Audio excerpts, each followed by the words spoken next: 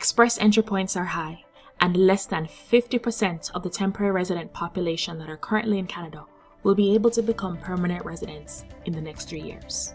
With that, people are looking towards provincial nominee programs to see if they can be their saving grace. But are they really? In this video, we're going to dive into the details of the Ontario Immigrant Nominee Program, or the Ontario PNP, and watch right through to the end because I'm going to highlight some fine print details in each section that a lot of people are missing that are either causing them to get rejected for the program or not get a nomination. Let's dive into it. If you find value after watching this video, please hit the like button and consider subscribing to this channel. So, today we're going to talk about the Ontario Immigrant Nominee Program. We're going to look first at the 2025 immigration targets because there are some alarming numbers that I think everybody should be aware of and be very conscious of. We're going to talk about the PNP quotas per province, what the express entry pool looks like for people who have a nomination right now, and then we're going to talk about the details of the OINP.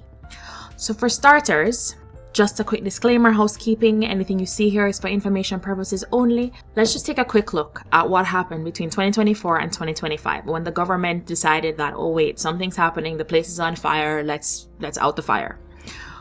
In 2024, this was the number for provincial nominee programs. This means that 110,000 people were being accepted for provincial nominee programs across the entire year, and this is across all the provinces, not evenly distributed. Now in 2025 they're like, no, we can't do this year, we're going to drop the number, and they literally cut it in half. So this is the number that you're working with, and this is what it looks like at a provincial level. Now each of the provinces don't have the equal number of PNP seats, right? Ontario has the largest, go figure, and we can see here where in 2024 it was 21,500 and it's been cut down to nearly half. And I want you to understand something. I'm going to show you what date they met this quota. And based on the date that they met this quota in 2024, we can kind of guess what date they're going to meet this quota in 2025. So stick with me. Now, in Nova Scotia, the AIP and the PNP numbers are combined here. And obviously it's half. And for the most part, like Newfoundland and Labrador, their thing was cut in half, but they lobbied and got a few more seats. So their number looks just 1,000 less than the previous year. New Brunswick, we can see where it's basically chopped in half, PEI chopped, and Manitoba chopped. Northwestern Territories, literally half. British Columbia, same. Alberta, very similar. And Saskatchewan. So what we can see here is that whatever amount they had last year and however long time they took to reach that amount, now we can assume that they're going to take half the amount of time to get to the numbers for this year. So we're going to see how critical that is in your journey if you're pursuing any of these programs. Here we are in the express entry pool. Now, the express entry is only relevant to people who have a nomination and who are in the pool, but it's helpful to note how many people are those really, right? So on the express entry page, you're going to see here CRS distribution, and the people who have 600 points or more are likely the people who have a nomination from a province and are waiting to be picked up by the next draw or the next call, right? And this number kind of fluctuates, but I haven't all year, it hasn't gone significantly higher. It did go up to about 200 and something late January, and now it's come back down because they've since done draws, right? So pay attention to this number. 173 people who are in the pool have nominations right now, and as far as they're valid, these people will likely become permanent residents and will count towards the quota, right? So keep an eye on that number. Now, let's dive into the details of the OINP in terms of the streams, okay? So streams mean the method by which you are able to pursue this program based on your profile, based on your unique profile. Are you an international student? Are you a foreign worker? Do you have a master's or a PhD? There's different avenues for each person based on their profile, and the province actually has a stream selector tool to help you to see which one you're most eligible for or eligible for. Now, is it a perfect tool? Probably not, because it's not, I haven't seen it yet say, oh, you're eligible for this one and this one. But it is a helpful exercise to just go through it and see if there's something in here that will help you to identify which one you are eligible for. Okay, so that's the stream selector tool right on the top here. Now let's talk about the different streams. The most popular and the most achievable for some people is the job offer stream. Okay, and this just means that you have a job offer in Ontario and you are either a foreign worker, and that means that you're in a skilled job somewhere. We're going to go into those details. Or you were an international student and there are specific timelines on your international student tenure compared to when you're going to be pursuing this program. And there's in-demand skill streams, and they'll still issue out a list whenever there's an invitation, and the invitation will have specific NOCs, which means therefore that it is important that you know your NOC. Do you know your NOC? Put that in the comment below. Say, yes, I know my NOC. No, I don't know my NOC. Comment below and let me know if you know your NOC, because it's very important to know your NOC and get it right, because you could be picked up by an in-demand stream if you're in the right NOC. Now, let's talk about the skilled worker stream. Now, this foreign worker stream is basically saying that you have skilled experience, but you also have a skilled level job offer that is in a tier category 0, 1, 2, or 3. If you don't know what tier category is, you need to take a few steps back, but it's okay. You can still watch this through to the end and then dive into more videos on this channel about NOC and tier. If you don't know what tier and NOC is, comment below as well saying, I don't know what it is. If you do know, say, yes, I know. Maybe you can share with the community your understanding of NOC and tier. But basically, you are in a skilled level job, either managerial, supervisory, skill level. That means that you have some level of college education, or you're in a trades occupation that requires some level of certification or apprenticeship to do it for, right? But higher than high school level education, a job that requires a little bit more than that, right? So you have to have a job offer in one of these tiers, and you are submitting, when you submit an application in through this, you're submitting it to the province. So in Express Entry, it's on the Express Entry portal, and that's federal. Federal means all of Canada. So Express Entry deals with all of Canada. The Ontario Immigrant Nominee Program will only be about Ontario. So when you're submitting an interest, you're submitting an interest to be invited to apply to be nominated. Nice and complicated, right? So you're not applying to be nominated, you're applying to be selected to then apply for nomination. That's what an expression of interest means. And similarly, an express entry profile is expression. Interest is expression of interest to become a permanent resident, right? So when you're applying for this, you're going through the Ontario portal right on this page here. And by the way, at the end of this, you're going to get a link where you can download all the links that I have on pages here on the screen to help you quickly click, oh, I need to get this, I need to get that. So stick with me to the end. So when you're doing that, you're applying through the platform right here. And of course, you have to have a job offer, okay? The job offer has to meet certain requirements in terms of the employer. There are, occupations that are not so okay, like the exotic interested ones, things that are interested like in drugs, different things. And it's helpful to just know that you are in an occupation or profession or a job offer that is not exempt from this, okay? So they're going to tell you that the job offer requirements, and that's not something that I need to go into detail here because you can read it up on here. But I want to highlight what is critical and important for you when it comes to this program. Now, I've seen several people pursue this program and this stream and the international student stream. And if you are not eligible, then you are submitting an interest on false hope. And hope is not a strategy in this immigration game. It is not. Okay, so it doesn't make sense for you to say, hopefully I am eligible, submit interest, wait all of the time, only for them to tell you, no, you are not eligible. Or even get an invitation to submit an interest for a nomination, submit the application for the nomination, only to hear you're not eligible. Okay, so you want to be checking on things like your wages. Is your occupation eligible? Have you met the full-time permanent requirement, right? Full-time means to at least 30 hours a week, which translates to 1,560 hours a year. And the eligible occupations, as we said before, tier 0, 1, 2, and 3. This is where a lot of people are getting messed up, because you have to meet the median wage level for the province. Now, this information here, they tell you where to find the wage level on the job bank website. You go in, you enter your NOC code, and are you on that list? So let's jump over to that real quick, right? So here are the wages to compare, okay?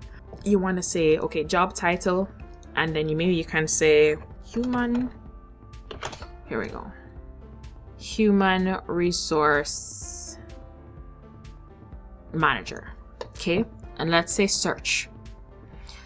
The search is going to pull up the wages across the country, and you want to go to Ontario, okay? So here's all of Canada. You want to go to Ontario and the region that you're in. What region are you in?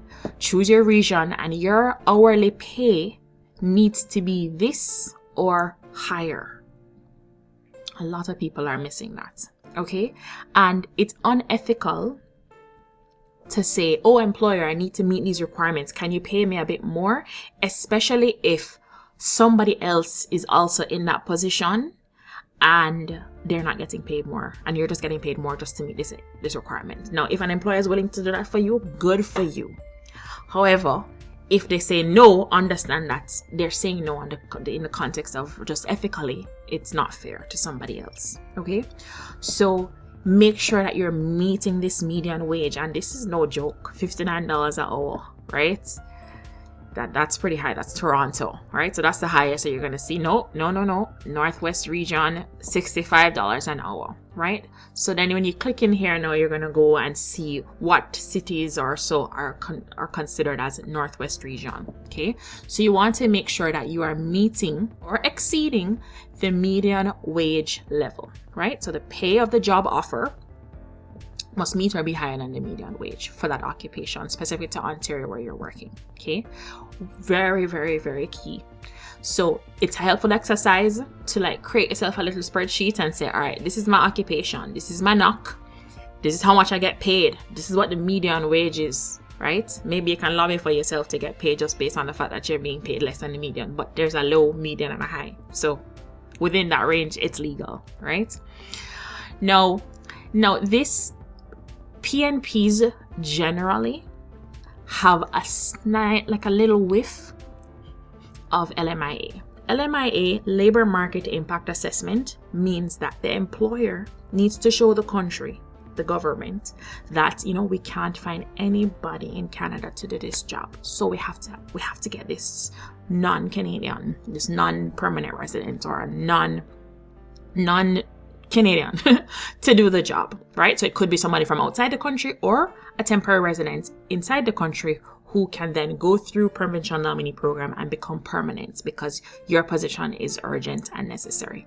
No, it is not as extensive as LMIA where they have to kind of prove that they can't find anybody or anything, but they just have to show that the position is urgent and necessary to your business and that you did whatever you can do to try and hire people, you being the employer, right? This means that the job offer must align with the employer's existing business activities, and the position must be urgently needed to maintain and grow the business activity. So not super hard, not as hard as LMIA anyway. It's not like, oh, we can't find anybody, but you know what? This position is needed. It's a software developer. We need them, very in need occupation, all of that. So a little bit of LMIA-esque, but not all the way. If you don't know what LMIA is, drop that also in the comments saying, I don't know what LMIA is, or say, I do know what LMIA is. Create some interaction in the chat down the bottom, the community, the comment section below, so that people can, it's good to be together and know that, okay, you're not in this alone, because I promise you, you are not. There's 3,049,277 people. Now, of course, it has to be in Ontario, and you're going to see where people who are working outside of the GTA, the Greater Toronto Area, are getting more points than people inside the GTA because they're prioritizing the urbans, not prioritizing, but encouraging the urban sprawl. Like, go outside of the major cities and go be free, populate. Right? Applicant requirements. So they're talking about submitting an expression of interest, right? If you're work experience or legally required to have a license. So if you're in a regulated profession or trades, then you have to have the certificate of qualification to say that, yes, I am this.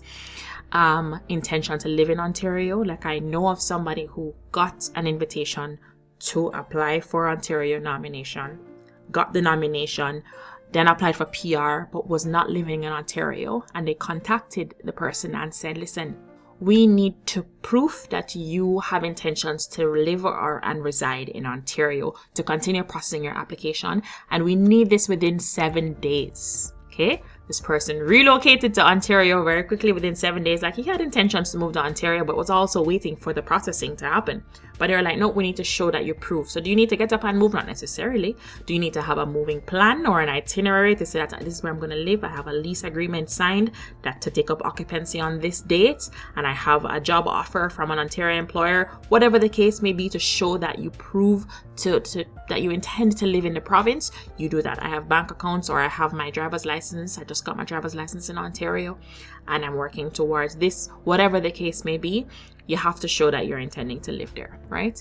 So show that you have intentions to live in the province. Legal status in Canada, if applicable. If you're applying from within Canada, you must have a legal status. Okay, if you're outside of Canada, it's not as critical.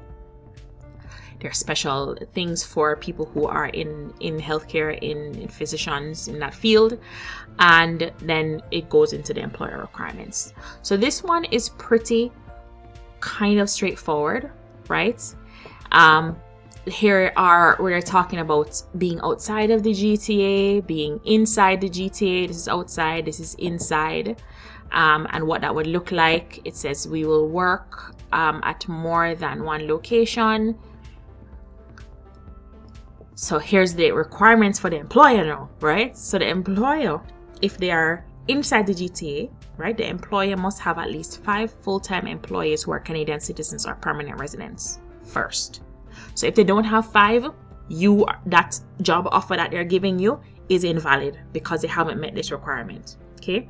Now, if they're outside the GTA and your job offer is going to be outside the GTA, then they must have at least 3 full-time employees who are Canadian citizens or permanent residents, right? Details. And this is where the LMIA is coming in as well, that they have to show reasonable recruitment effort. So they have to show reasonable effort that they have tried, they've posted jobs, they've done interviews, this person didn't qualify, why this person didn't qualify. They have to show that they were actively trying. So they do not need a positive LMIA, see that? They don't need to do that. But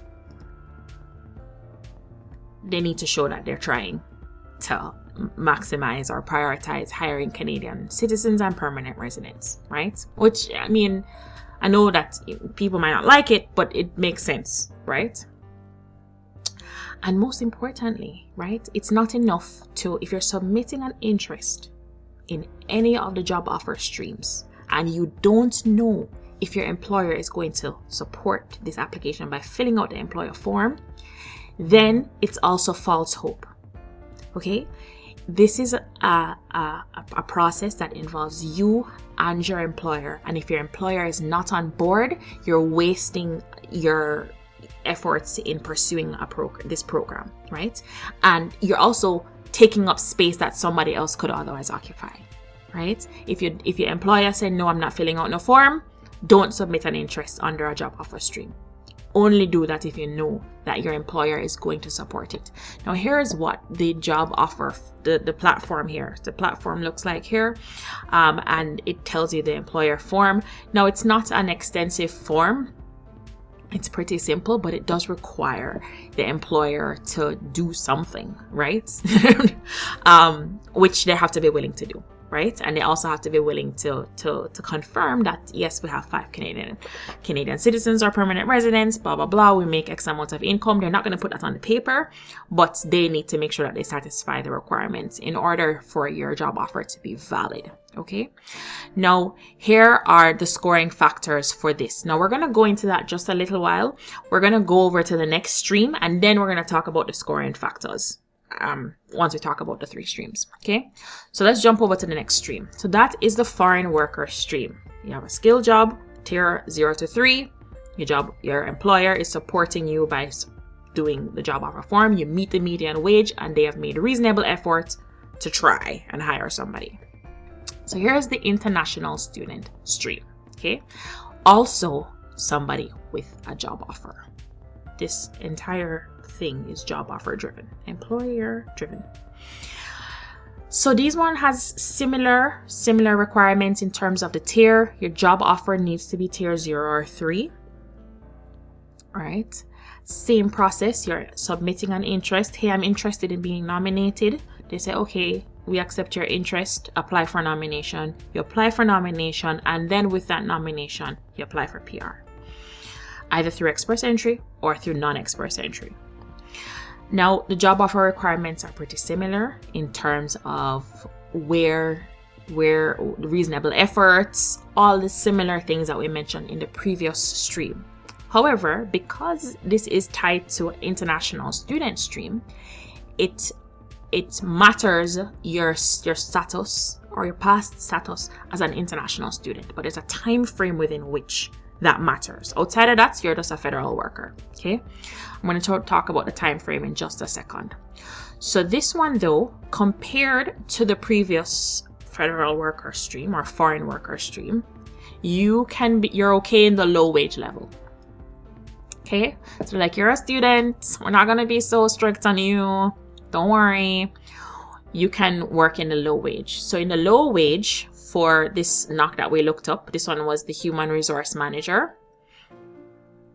Low wage, 65 compared to 41, 59 compared to 41. Oh, whoa. All right, 38, 23 in the Niagara area. So anybody's looking to go out to Niagara, realize that the wage in Niagara seems to be lower than other places in Ontario. Yes, that's the lowest. Then London region. So you're going into the country areas, you know. So you can meet this or exceed it, right? Once you're meeting or exceeding, that's fine. Also a point that people are missing because they're being paid below the low. Okay. So pay attention to that. Know what your wages are. Okay, so have a spreadsheet, like I said in the previous one. Have your wage, what's the low, the median, and the high in the province, in the section, in the area that you are. And then when you are looking for a job, if you're looking to pursue this program, you're looking for a job, you have to have that salary conversation in the interview, so that out the gate, you know whether it's going to work or not. Okay, I know sometimes it's difficult to bring up salary. And there are tools, there are videos, there are coaches, there are career coaches, there are interview coaches that can help you how to position that conversation, right? How do I bring this up? You know, how do I talk about pay? How do I negotiate pay, right? Of course, based in Ontario, it's going to talk about the education. So you must prove that you've obtained education with eligible credentials. Another key fine print that people are missing. They are pursuing the program, they get invitation to apply, they apply for the nomination, then the nomination comes back after months of waiting saying rejected, your school or your program does not qualify for this nomination or this program, this stream, right? So you have to have an undergraduate degree or diploma that's at least 2 years full-time from a eligible Canadian institution, and there's a list of eligible Canadian institutions. Okay, graduate degree or diploma at least 1 year full-time from an eligible institution, college graduate certificate that's at least 1 year to complete full-time eligible institution, or a university graduate that takes 1 year to complete eligible institution. Okay, so you must prove that you have meet all the credentials or all of the requirements for that credential that you obtained. And at the bottom of this page is the eligible list of Canadian institutions. So you want to click this link here. It's hyperlinked. It will scroll to the bottom. We can probably do that after. I don't want to lose my spot, and then see if am I eligible, is my school eligible, is my program eligible, okay? And is the certificate that I got, so like, is it a graduate certificate, or is it like, if it's not listed on here, I would question the validity of your program for this stream, right? So undergraduate degree or diploma, graduate degree or diploma, graduate certificate, or a university graduate certificate, okay? So, valid license, intended to live in Ontario, legal status, application period. This is where people are missing some fine print as well. Because you're thinking about, all right, you know what, I'm going to pursue the OINP. All else fails, I'm going to do that. So, if you're pursuing the job offer international student, you have to submit your application within 2 years of completing the requirements necessary to obtain your degree or diploma. So, when it says submitting your application does not mean an invitation or interest to apply. You're not a submission of interest, rather, right? So here's an example, right? For example, if your education credential was issued on June 1st, 2021, you must have registered an expression of interest, received an invitation to apply, and submitted your application for nomination before June 1st, 2023, right? So like the first step is an interest, expression of interest. That's the first step, saying, hey, I'm interested in being nominated. Then you're sitting around waiting for them to give you an invitation to apply. Like, we acknowledge your expression of interest. Now we'd like you to apply. When you get that invitation to apply, you put together your application, you submit it. All that needs to happen within the 2-year period. And this date needs to, like this, you don't need to have it approved, but you have to have it submitted before the 2-year window closes, right? So it's not enough to just jump in the expression pool before the 2-year or right on the brink of your 2-year. Huge, huge, huge. Now, if you don't have your education credential, use the official, use the date on the official letter you got from the university to say that when your credential will be granted, or even like the letter of completion, which everybody usually kind of gets at the end of school. Okay, so that's your application requirements. The employer requirements are relatively similar in terms of the revenue goals, whether you're in the GTA, outside of the GTA, whether you're doing, 5-time employees, similar to the last one. Same, your employer has to submit the form. Otherwise, it's your word. It's just your word. Like, I have a job offer here. Nobody to validate it. Okay, if your employer is not on board, don't jump in the pool. And then we're going to go into the scoring factors here after we go through the streams. Okay. Scoring factors are basically like just like express entry, where you get points for certain things, you get points for certain things here. It's all point based. This program is like a mini express entry at a provincial level. That's what it is, right? So just like how you have 500, I hope, points in the express entry pool, you'd have some points here. It doesn't go to 500. I don't remember what the max is, but somewhere between 80 and 100 is the maximum. Right? Or a little bit over 100, plus or minus. In-demand skills stream. This stream is going to talk about what occupations are in demand in the province, whether it is for skills trades or just in-demand occupations at a skill level. So this one here, as it says, in-demand skill streams. So some of the requirements are very same in terms of the requirement, full-time employment, and here are the eligible occupations, right? So for some occupations, for this one in particular, position offered can be located in any location in Ontario, right? In the GTA, outside of the GTA, wherever, and must be in one of the following occupation NOCs. So tier 4 or 5, okay? Home support worker, and related occupations. And this home support worker is a home support worker that works in a private home. There's two different NOCs for home support workers. There's one that works at the institutional level, which is in tier 3, and one that works at a private level with a private individual in their home, usually the one that corresponds with the home caregiver program, right? So you're working with a private individual, you're working in their home, and you're caring for this person. This NOC is that one. And of course, you don't need to take my word for it. You take this number here, you go to the NOC, it stands for National Occupational Classification. You go to that website, you verify who is considered as a home support worker for this, right? But this says home support versus personal support worker, right? Meat cutters, construction trades, other trades, specialized livestock, and these are in the agri-foods industry. Okay, so that is anywhere in Ontario. If you're in this NOC, you're part of the in-demand occupation list. However, if you are outside of the GTA, there are occupations that are a little bit longer, more extensive, because they're prioritizing. Go outside of Toronto. There's too many people here. So shippers and receivers, I'm not going to name out the entire list here, but you can go down this list. Am I on this list? Right? Am I a part of these priority occupations? Right? Which, like I said, there is this designated list here. Yes. But there's a priority list stream where there are tier 0, 1, 2, 3 priority occupation streams that are not accounted for here. This is specific for the in-demand occupations in tier 4 and 5. Right? Inside GTA, outside GTA. So check to see if you're on here. Some people who are working in a factory, right? Sometimes you can discount that because it's not what you wanted to do. It's not what you came to Canada for, but sometimes those jobs can help you, right? Are you a plastic production assembler? Are you an assembler in electrical motors and transformers? Check to see if your occupation is in here for people who are in a warehouse or in a factory that's working in Ontario.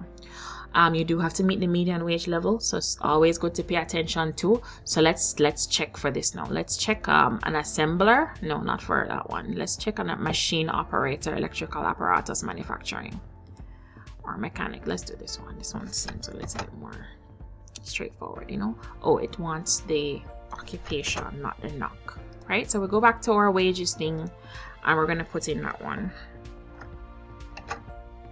Okay. Search. So, and remember they said outside of the GTA. So Ontario, like say for instance in London region, if you are being paid $19, that's too low. If you're 23 and above, then that's okay. So if you're paying at $20, then you're not meeting the median wage, right? And I think a lot of people are being paid at $20. So always important to check this out to see if 1, your NOC is there, 2, are you being paid enough, right? Let's see what shippers and receivers. I'm just curious here.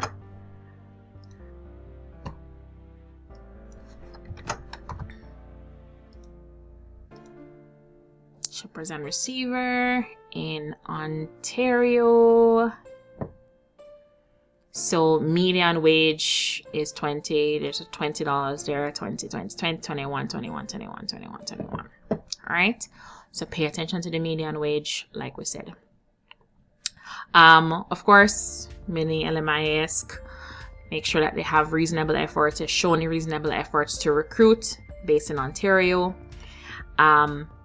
You must have at least 9 months of cumulated full pay time experience in Ontario in the same in-demand occupation as your job offer. So it's not enough to just get a job offer if you've never worked in here before in Ontario. Like if you're coming over from another province, I don't see why anybody would do that.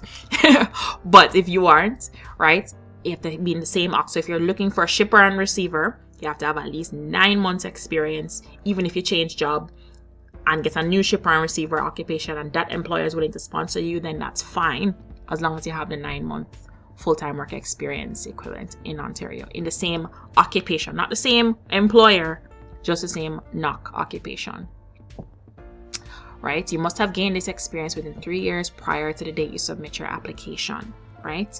Not the date you get the invitation to apply. So similar with the period for international students, you have to be like, okay, within 3 years, I have all this experience by the time you submit your nomination application. Those are fine details that are being missed, mind you. Yes, it doesn't need to be 9 months of continuous work, right? And full-time means at least 30 hours within any period. This is the same 3-year period. All right. I generally, like, for anybody pursuing immigration, like, it gets tricky when you're self-employed.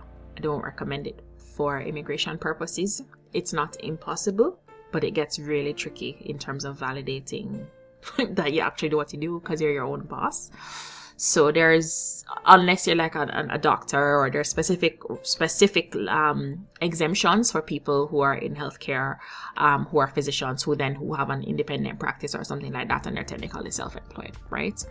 If you're using periods of self-employment, you'll need to provide employment documentation that is independently verifiable through third parties, right? So it gets complicated. So it's not a no, but it's just like it gets tricky, right? Same language. So this one here, you need to be meeting CLB 4 or higher, which is a little bit low. I don't think we spoke about language in the previous streams, but you can always check that out. Usually tier 4, 0 to 3, CLB is 5 to 7 or higher, right? Depending on the NOC. Education. So they want to know that you must have Canadian secondary education, diploma or equivalent in another country. So it means that somebody from another country can pursue this, but you have to have an education credential assessment, and that is what will help you to identify what's equivalent. What is it equivalent to anything in another country? Yes, no, maybe so. Then yes. Okay. Now, if you've completed your studies outside of Canada, like I said, you need to get the ECA, and here are all of the companies that can do an ECA. The more popular one is World Education Services, but now their lead times are a bit long and unpredictable. Some people have had success using University of Toronto and getting it back quicker, although some people are waiting longer than usual. So do your research. I also have a video on my channel about a walkthrough for WES. You can check that out. So this is all the ECA stuff, intentions to live in Ontario, and the employer requirements. Similar requirements for the employer that we don't need to repeat because it's pretty much the same going across. And as always, the employer has to support this decision through completing their employer form and submitting it on the employer portal. Scoring factors, and I believe that they're similar across all of them, and we're going to go into that in a second. So those are the job offer streams, meaning you have to have the job offer, then you're either this, or this, and whichever is eligible, you're eligible for. You can pursue one or more than one. You can submit multiple interests to apply. But then when you get an invitation, then you just pursue that one, right? Now this one, next stream, is for people who have a PhD or master's degree from an Ontario university. So these streams are not job offer driven. Let's close these out. Not job offer driven, right? It is that you submit an expression of interest. You have at least one academic year of full-time study at a qualifying institution in Ontario, and there's a list of eligible universities at the bottom. It's not a long list, right? You're looking for Ontario, colleges in Ontario, universities, eligible Canadian institutions, because there's other institutions that are not necessarily in Ontario. So the education, of course, the degree from an eligible university in Ontario. And if you click this list, it's going to flip to the bottom of the page. The master's stream has to be from one of the ones in Ontario. You don't qualify if you're enrolled as a student when you're applying, unless at least one of the following applies. It is for the purpose of meeting requirements to be licensed in a regulated occupation in Ontario, or you're also working full-time in Ontario. So when you're a student, it's for when you're done studying. You don't qualify if you've received a bursary or grant scholarship that requires you to return to your home country after you earn the master's degree. So pay attention to that for those people, very fortunate people in the world. CLB 7 or higher, or equivalent in French. And of course, you're going to do the language test to prove that. Residency in Ontario, show that you have enough money, which is typical for all the streams. And the application period is the same, that you must have completed your program within the last 2 years and be submitting your application to be nominated within that 2-year period, similar to the previous ones. And here are the scoring factors that we can go into shortly. Now, the PhD stream is very similar. I'll open it up just for the benefit of the video. That it's asking for very similar requirements, is that at least 2 years of your PhD studies must have been completed while legally living and studying in Ontario. You must have obtained your PhD degree. So obviously you can't be a student and have the degree, right? You're doing it to get a degree. So which is why you can't be enrolled in school to pursue the program, because you don't have a degree yet, right? From an eligible Ontario university. And similarly, if you got a grant or a scholarship to return to your home country, you can't pursue this program. Residence in Ontario, and similar application period within 2 years of completing the requirements, right? And then the scoring factors, pretty similar. We're going to go into that afterwards. Then now you have a couple other streams, and this is the one where I talk about the human capital priority stream, where this stream doesn't have, like, if you go to the page, the program page, it's not like it's saying, here are all the occupations that we're going to be looking at. These are the exemptions, right? So these are just exemptions for education, but there's no list that they've given you of the NOCs. And how this stream works is that it comes from the express entry pool. So you're in the pool, you have indicated that you're interested in living in Ontario, or you already live in Ontario, but there's a part on the express entry profile where you choose the province. You've selected Ontario, right? And then based on your NOC, right? And this is the one where we say we use the past to inform the present. So what NOCs have they prioritized in the past? Am I a part of that NOC? If I'm not, how can I get a job in one of those NOCs? Inside the GTA, outside the GTA, whatever the case may be. Now remember that it's not enough to have the NOC, and we're going to go into the scoring factors next, because having the NOC is one thing. Do you have enough points is the next thing. What's your age? What's your education? What's your language, right? So this stream here is that you're in the express entry pool. You're either a federal skilled worker in a tier 0 to 3. In any case, you can't get into express entry if you're not tier 0 to 3. In the present day anyway. I don't know if they're going to change anything. You never know. Or the Canadian experience class, also tier 0 to 3. So you are in the pool. You're in one of these categories, either CEC or federal skilled worker, and you're waiting around, right? You're indicated that you have your NOC. And based on the province's needs, which could change as time goes by, but the list seems to be very repetitive in terms of each time they do a draw, they're choosing that draw. Okay. You must have a Canadian bachelor's, master's, or PhD degree, or its equivalent to the next country. So bachelor's, master's, or PhD, right? Very important to pay attention to, because if you have 2 post-secondary certificates that aren't equivalent to a bachelor's or a master's or PhD degree, then you're obviously not eligible. But it's not like you're submitting interest for this. It is that you're hanging out in the pool.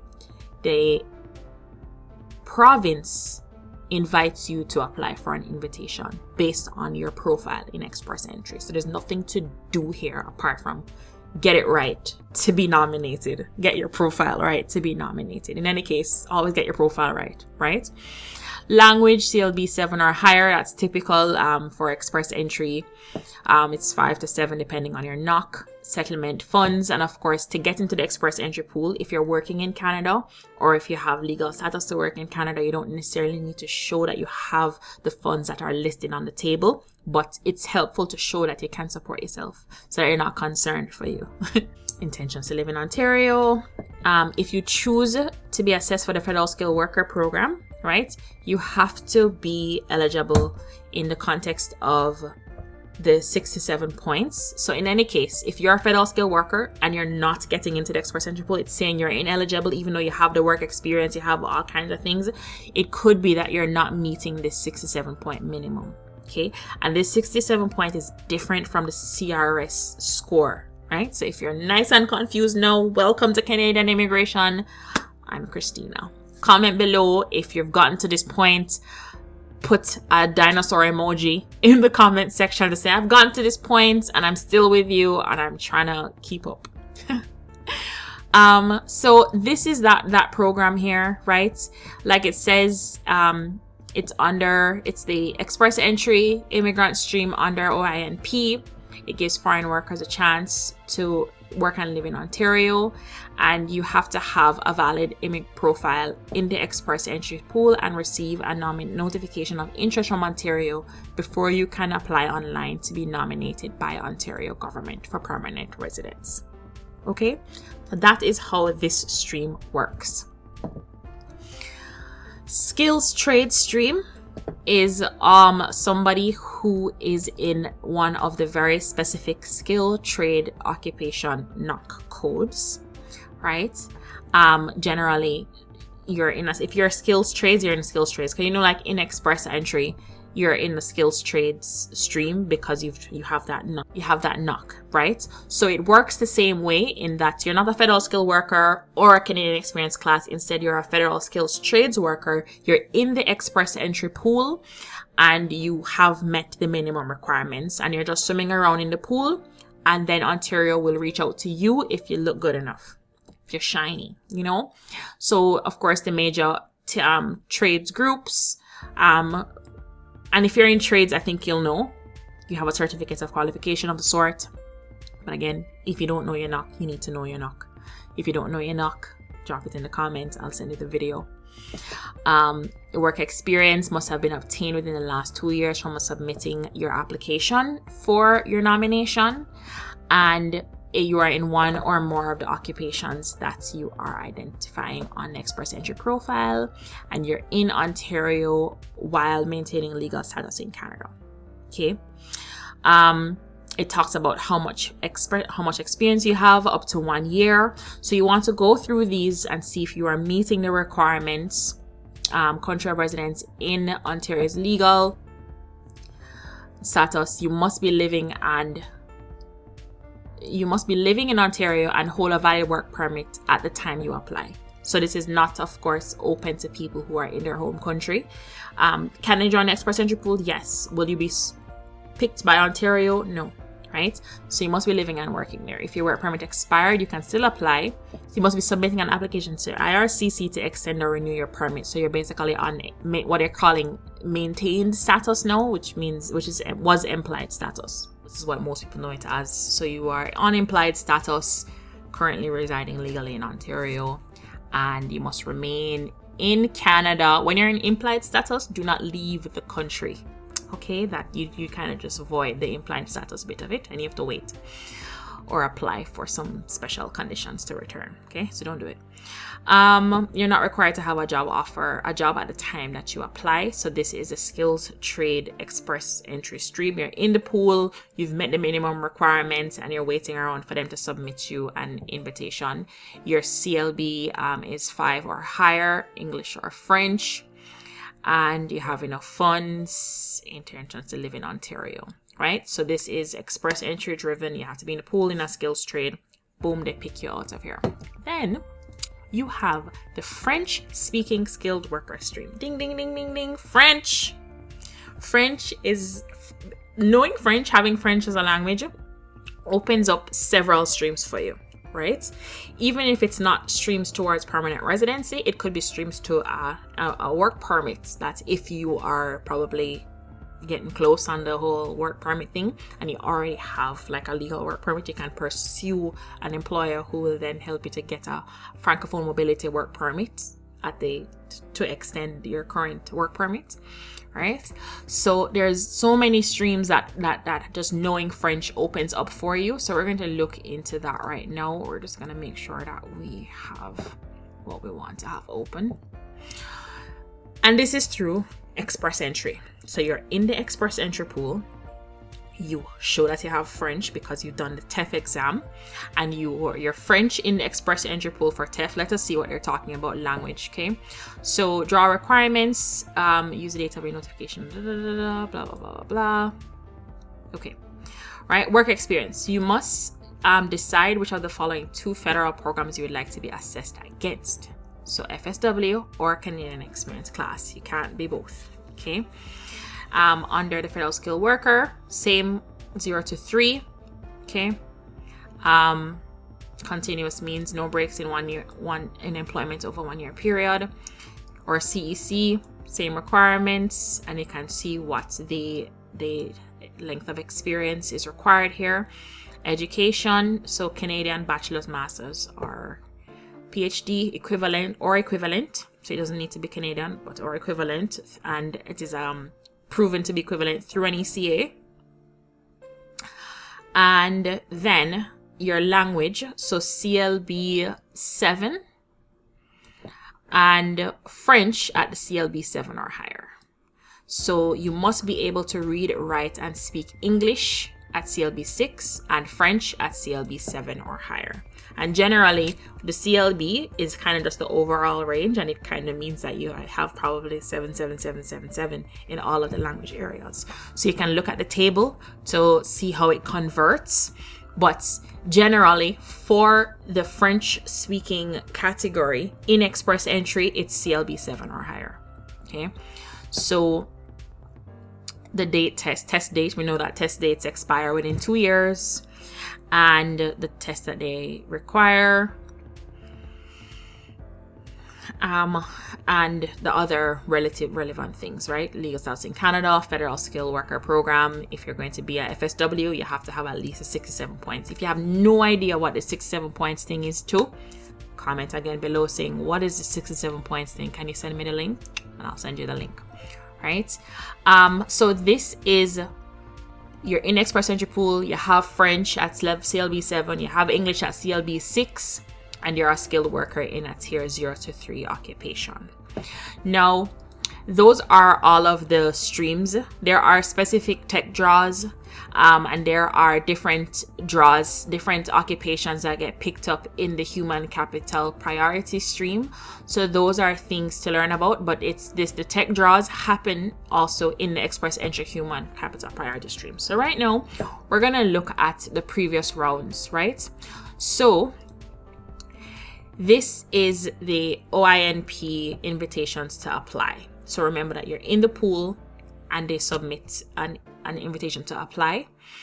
And for the year of 2025, so far they've only done one draw, and it is to 4 people who are in the economic mobility pathway, which is usually skilled refugees who are in the province, right? Very specific class. Nothing else has come about yet for 2025. But the past can inform the present, you see. And so let us look at what they did over the 2024 year, just to be able to gauge whether we fit into any of these draws based on the trend. We're just going to analyze the trend, right? So in October, that was the last time. No, they did a November thingy. In October, that's the last time they did one for a job offer for a skilled worker. Right? So if you are this person, you can look at the last draw. The last draw they did, the score had to be 48 or above. Right? We're going to look at the score in a second, right? But these were specifically for skilled occupations. Okay. They did another draw on that same day, right? So they just happened at the same time, but different streams or different, targets. So this one is targeting for skilled trades, and this one is targeted for other priority occupations. And we're going to look into the other priority occupations soon. 52 and above, right? So you can go down and you can see, okay, oh, here, look, they did a health draw. And what's the health cutoff? 50. What's the other targeted priority occupations? 54. So this is 54, and last time they did 52, right? So they're coming down by 2 points, a whopping 2 points. Early childhood educators in Ontario, right, who have like 39, pretty low. Or another early childhood educators, hint, right? I mean, of course, this was 2024. As far as we know, they could have filled up, but I do know that there is, if you just Google like predicted shortage for early childhood educators in Ontario, you'll get some information there. 43, so they moved from 43 and did a 39 draw because they're like, oh, we need more, let's lower the score. Skills trades occupation 53, and how does that compare to the skills trade? Before it was 53, and then later in the year they did 48. And that's for that stream, right? So you can go down and see if you feel. For the international students, though, the scores are a bit higher and they're doing targeted draws. So healthcare, skills trades, other priority occupations, healthcare.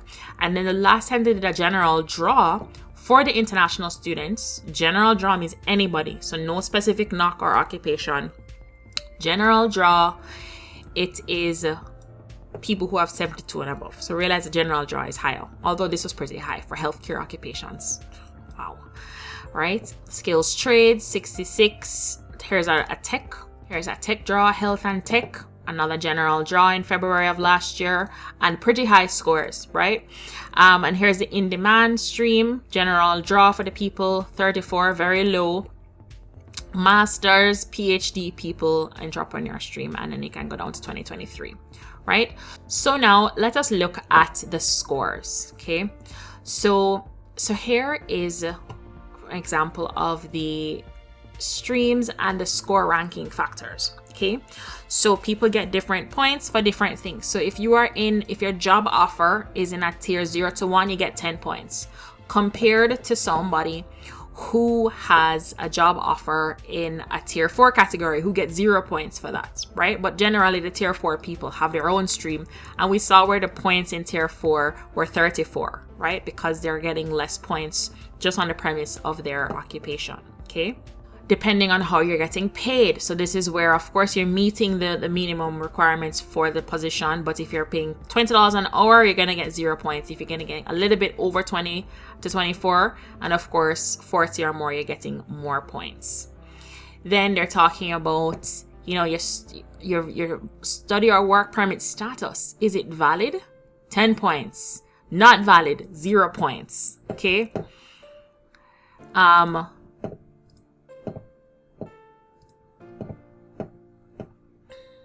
Have you been working with the employer for 6 months or more? 3 points. Less than 6 months? 0 points. Canadian work experience. Based on your notes of assessment in the last 5 years, have you been making 40K or more per year? 3 points. Less? 0 points. Your education. Do you have a master's or PhD? 10 points. Field of study. Are you in STEM or healthcare? You get 12 points for that. Business and administration. What? Social, legal, education, behavioral science, security, transport, social worker related programs, 6 points. Other ones, 0 points. One or more Canadian credential, 10 points. Okay, your language, all of that matters. CLB 7, 4 points. Higher, you get 10 points. Just like in express entry, right? If you know 2 languages or knowledge of official language, you get points for that. Where is your job offer? Is it in Northern Ontario or is it in Toronto? 0 points for you in your Toronto place, right? Regional immigration, location of study. Did you study in Northern Ontario, like in Ottawa or somewhere there? Were you inside the GTA except for Toronto? If you're in Toronto, 0 points, 0, 0, 0. Outside of the GTA except for Northern Ontario, so if you went to Niagara College or maybe Lambton or Conestoga, then you're probably in this 8-point range because you're outside. And here they've given you like the regional areas. So Northern Ontario includes these places. Toronto is the city of Toronto. The GTA includes these places. So if you went to Durham College, you're in the GTA. So you have 3 points versus somebody who went to school in Ottawa, for example, right? So this is how you're going to be calculating your points, right? So when you make a spreadsheet, you have your thing. What is my NOC? What is my tier? What is my this? What is my that? How much I'm getting paid? And all of these things you can put your points beside to get a grand total. And why you're doing this exercise is because you want to see, based on the trend, how am I doing? Do I have 53 points? Do I have 80 points? How is it looking? If I was in a general draw, would I get picked up if I was a foreign skilled worker? Right? Are they going to repeat a general draw of 50 and above? I don't know. We don't know, right? General draws don't seem to be coming very, very easily or quickly or frequently at all, right? Now, we're going to just flip over real quick to previous draws in the priority occupations. Because remember that in some of the occupations here, let us see if we can find one here.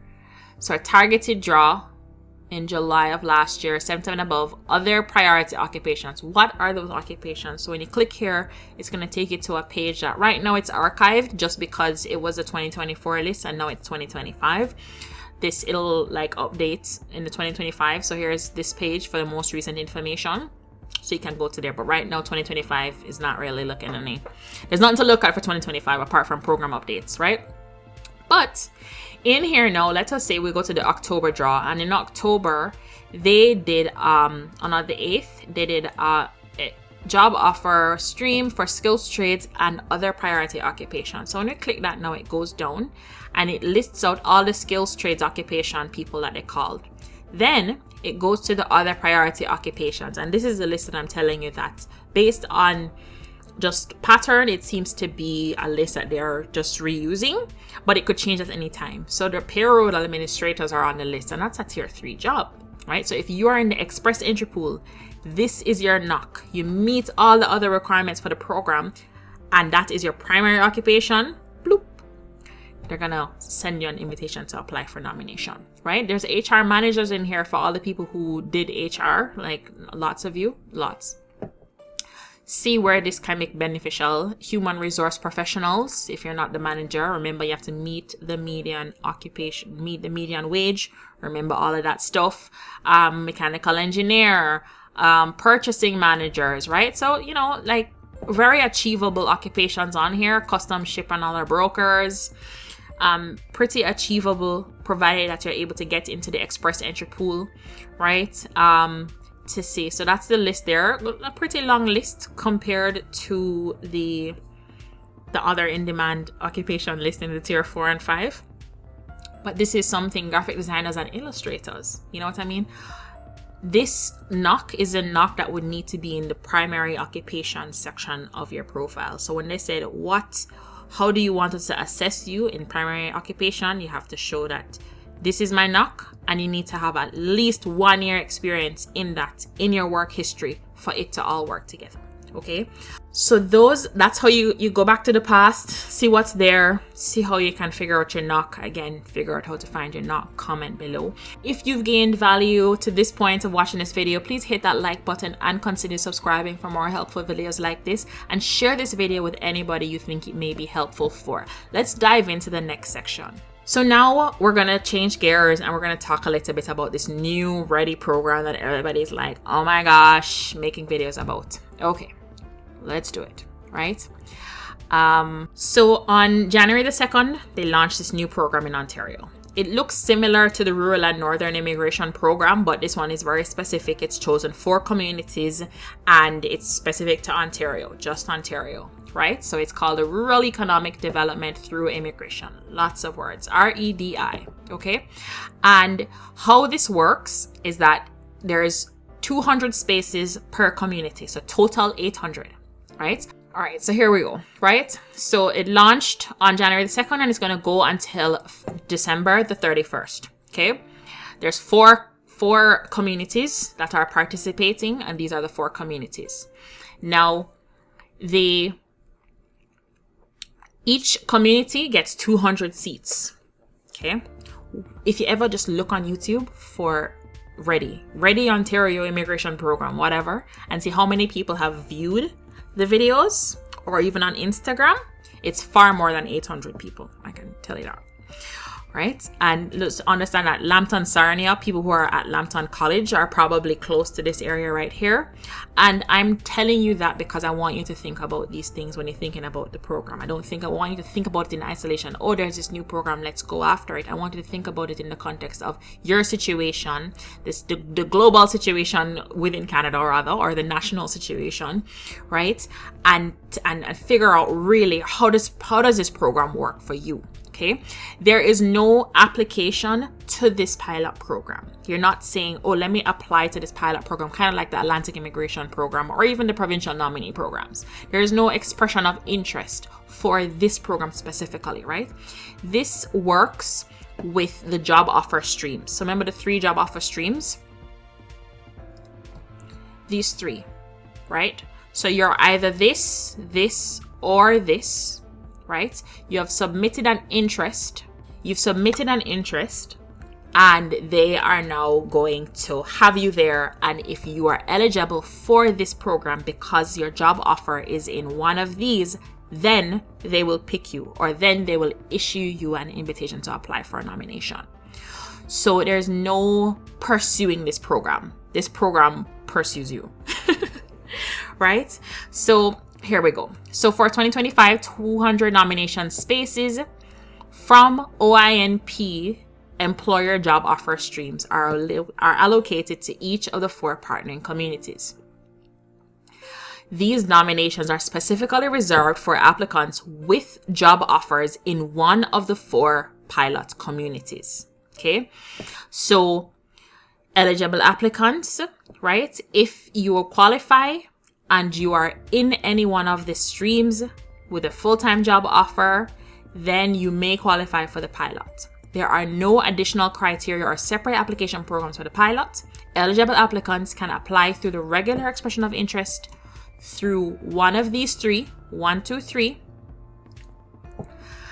And if you are eligible and they see you and they pick you, then you apply for the nomination through REDI based on that invitation to apply. But there's nothing that you can do necessarily for this, okay? Which makes it nice and tricky, okay? So there's no relocating for the sake of this, just for the sake of this with any guarantees, okay? So there's 4 communities, 4 participating communities. What's going to be important if you're pursuing this is the geographic boundaries, right? So they give you a cool little map here. So they give you this page, and if you click on map, it shows you the boundary, right? So it gives you the boundaries. So what you want to do is to be zooming in and see where is this road that it cut off, or it cut off in the river and it cut off on this road here. So just make sure that you don't get a job offer like right outside the line. You know what I mean? Right? Just make sure that you're inside of this boundary for it to be valid, right? You don't want to give yourself no problems. Don't leave it up to chance, right, to get a job on the next street over, right? So pay attention to that. Pay attention to the boundaries. You can learn about like how the communities were chosen, but most importantly, there's nothing special that you can do here apart from have a job offer and be inside the OINP pool in order to be eligible for this program. And if you are, then they'll pick you. They may pick you. See, they use that language. I love immigration so much. They're so wonderful. You may qualify for the pilot. See, they're not saying will, nothing like that, no guarantees. Yeah, sarcasm when I say I love it. I don't. So that's the REDI program, right? In a nutshell, okay? You can read up about what they're trying to do here. And I think that most people who are right now trying to navigate the immigration jungle care less about the priorities or why they're trying to do it, the objectives of the pilot. It's nice to know, you know, that of course they're trying to promote growth in that area of Canada or in that area of Ontario, okay? So that's the REDI program. If you want more details, put it in the comment section below saying, can you tell me more about this, or can you tell me more about that? And we'll see about how we can expound on any details further. But I think knowing those key details will help you to understand the viability of this program for you as an individual. Now, I don't think, and you're going to see a video come out shortly, that now is the time for DIY immigration, do-it-yourself immigration. You're looking at this program, you're looking at that program, you're trying to figure out, okay, let me just pursue this. Right now, remember, 3,049,277 temporary residents. That was a number in December of 2024. And that number grows every quarter. So that gets updated on Statistics Canada every quarter, and it gets more, right? Because more students come to school, more, and they come with their families or whatever the case may be, right? Now, the number of people that will convert to PR is 1.1 million. So less than half of that much, right? Which means that you have to be very strategic. The DIYers are the ones that unfortunately will have, especially if your case is complicated, right? If you're 22, you have a bachelor's, you went to school in Canada, you worked in Canada, all the wonderful things, you have over 500 points, then you're kind of in a situation where you're not so unique per se. Like you're the creme de la creme. But if your age isn't working out for you, your language scores aren't working out for you, where you are in Canada isn't working out for you, it's not the time to figure this out on your own. It's the time to get professional advice to figure out, should I pursue this program or not? Like, nobody can really tell you, like, yeah, pursue that program, go relocate and hope for the best, right? Hope is not a strategy in this immigration jungle. It's not. So now we're going to talk about the rural and francophone community pilot. Now, between last year and 3 or 4 years before that, we had the rural and northern immigration pilot program. And last year, the government closed that program. It ended as scheduled, right? And then they said that we're going to make it permanent. That's what I heard anyway. But maybe they meant we're just going to have something else that looks like the pilots to have another pilot, which means that pilot means temporary, right? A temporary program, okay? Now, the Atlantic Immigration Program was a pilot and it worked, so they extended it to a permanent program. So we're going to see what they're going to do with this new one that they've come up with. But this one is basically similar to the rural and northern, but a mixture of those requirements plus the Atlantic Immigration, where this one is now employer driven, right? Community driven, but also the employers within the community have to be designated, just like the Atlantic Immigration Program, my favorite. So this is when they announced it, January 30. They're saying that we're going to be doing this to build up Francophone community. And then they identified the communities in rural Canada, so all across the province, that are participating. And the reason I'm bringing this up, even though we're talking about OINP, because then you can look and see like which communities are in Ontario that you can have a look at to see if, yes, you're in Ontario, yes, you're pursuing the OINP, but maybe I can also pursue one of these programs. Understanding that everything has its limits, right? So just really quickly, right? This is the immigration targets for 2025, 26, 27. And the rural community pilot would come under this one here, right? So community immigration pilot. So that's the rural and the francophone. And the target for all these programs, so caregiver, agri-food, rural community, and economic mobility, which is the refugees, is 10,000 people, okay? Across Canada, all of Canada. And as the years go by, the number goes down, right? So, I mean, of course, they could pursue the higher range, 14,000, right? But still take into account that this is not a huge number in the context of 3 million people. So it's just understanding that, okay, if I'm pursuing that, these are what the numbers look like, these are what the chances look like, and the viability of the program for me. If I'm just starting with an employer, my work permit expires in 6 months, kind of a thing, right?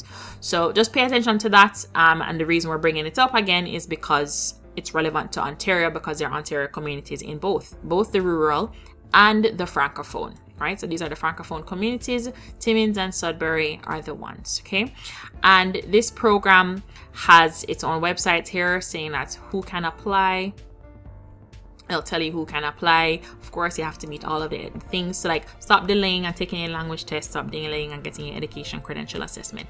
Please to get it out of the way. Last time I checked, none of the communities had their websites up, which is beautiful. Beautiful. But some of these communities were participating in the rural and northern, so it is helpful to probably go over to there and see how things work.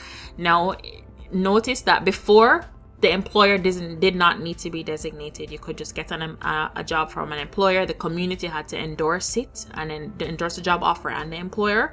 But once it was endorsed and it was fine, now each community has designated certain employers to make job offers. Right? Check their website to see the list of designated employers. So this is similar to the Atlantic Immigration Program, where the employer has to be designated and you must work from that list, right? Don't just arbitrarily find a job and hope for the best, right? So that is that. Now, I did tell you at the beginning, I mean, I gave you some very key fine print, the program, application period, all that stuff, but I just want you to pay attention to this real quick here, right?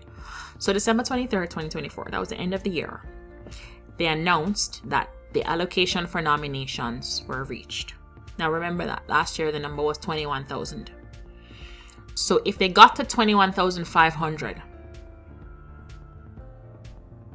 on December 23rd, or they announced that anyway, on December 23rd, they got to 21,500. then it stands to reason that they got to 10,000 at the midpoint of the year. That's not necessarily something that we can predict, right? Or say, or we can go back and dig it up and say, ha! You know what I mean? Because maybe a bulk of the nominations could have come in at the latter part of the year. That's also possible. But it's just something to pay attention to in all of your planning and all of your strategy and all of that stuff, is to make sure that you're working within the given time. You're looking at the time, you're being conscious of the time. If your work permit expires in June, if your work permit expires in November or December, how does that fare for you if the program gets filled up by July or August or September? Okay, so definitely something that I would keep my eye on if I were anybody in this situation here. The province of Ontario, you know, they give you details on how it all works, how to apply, and here they're telling you about the two different streams or two different options. Is that you apply to the province. I'm interested in being nominated. The province gives you an invitation to apply for a nomination. Then you apply for a nomination. You take that nomination and you can go to the permanent residency portal and apply for permanent residency with that nomination. Alternatively, you can take that nomination, join the express entry pool. You're going to have more than 600 points because just a nomination will give you 600 points. And then on your next invitation to apply for permanent residency, you apply for permanent residency. Also, because there are streams that are express entry driven, you can leverage both of them. So you can apply for interest to the province, but you can also be in the express entry pool, which if you are in Canada and you have a pulse and you have a work permit or a study permit or whatever, you should probably be in the express entry pool. I have a couple of videos on when is the right time to join the pool. I think you should watch that video. I'll link them here below. But if you are eligible for express entry, you can join it, of course, get into the pool, and from being in the pool, they can draw you for the human capital priority if you find yourself in one of those occupations, French or skilled trades worker. Okay, so all of this here is from the province of Ontario, listed on their website. Is Ontario Immigrant Nominee Program for you? Or is it not? Have you met the requirements? Have you read the fine print? Or do you understand the fine print? Do you meet the minimum wage? There's all these things that need to come together for this to work for you. I don't suggest doing this DIY anymore. This immigration thing in 2025 is serious business. It's the Hunger Games, guys. It's kind of like the Hunger Games. So I do recommend speaking to an immigration consultant. But if you need the link to all of the websites that I just went through to get a full understanding of the program, to check your points, all these things, that's available for you to download in the link in the description below. And I do recommend speaking with an immigration consultant. Just have a 1-hour conversation just to see if there are programs that you should be ruling out or programs that you should be focusing your efforts on, so you don't waste time pursuing things that don't work for you, but also you don't waste time pursuing all of them and end up in analysis paralysis. Okay, you are losing time by trying to do this on your own. I've seen it. And I am speaking to you from the hindsight point of view, because I've seen many like you who are poking around, looking around, trying to figure it out, and who are not yielding any fruit because they're doing it on their own. I understand that immigration consultancy costs money. Yes, it costs money. It's an investment. It's not a cost. It's not an expense. It's an investment, right? And at the end of the day, all the immigration consultants, we have status in Canada, right? We're not trying, I'm not trying to lure you in to get you to pay for something or whatever. I'm trying to save you from yourself. That's because I've seen it. I've seen it time after time after time after time. And just one educated conversation could have saved you. You're going to see that video coming out shortly where I discuss this topic with someone to talk about the DIY immigration and all the mistakes that they have seen before in the past and how they could have been avoided. So if you need to speak to an immigration consultant, hit the link in the description below, please. Also, remember, get the download of all the links and the access to all the information that I just shared on this video, and I will see you in the next video. Like, share, subscribe, all these wonderful things, and remember to leave that check mark emoji in the comment section if you watched this video to this point. Thanks for watching. See you in the next video.